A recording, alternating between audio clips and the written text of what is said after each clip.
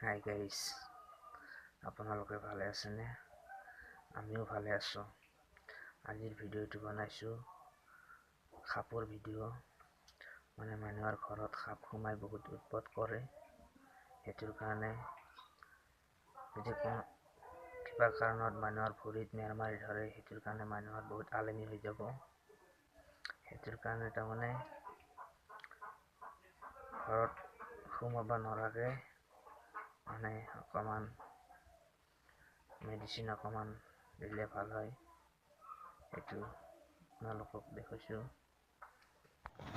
এইটো তাৰমানে ফেনাইলৰ বটল। এইটো তাৰমানে ঘৰত ছিটাব লাগে।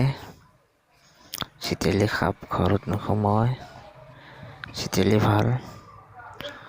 আৰু যদি নিছিটিয়াই ঘৰৰ ভিতৰত সোমাই ভৰিত মেৰ মাৰি ধৰিব পাৰে, গেৰাণ্টি নাই। সেইটোৰ কাৰণে ছিটিলে ভাল। আৰু আছে বহুতকেইটা কোৱালিটিৰ আছে। মই মানে এইটোৱে ল'লোঁ।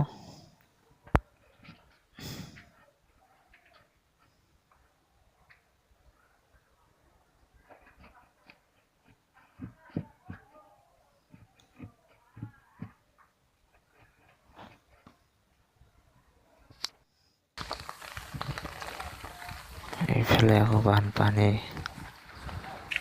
পানী যাব নোৱাৰা গাঁৱৰ সমস্যা। মানুহ খোজকাঢ়ি যাব নোৱাৰি। এইটো চাৰিওফালে পানী ৰৈ থাকে, ক'তো যাব নোৱাৰে।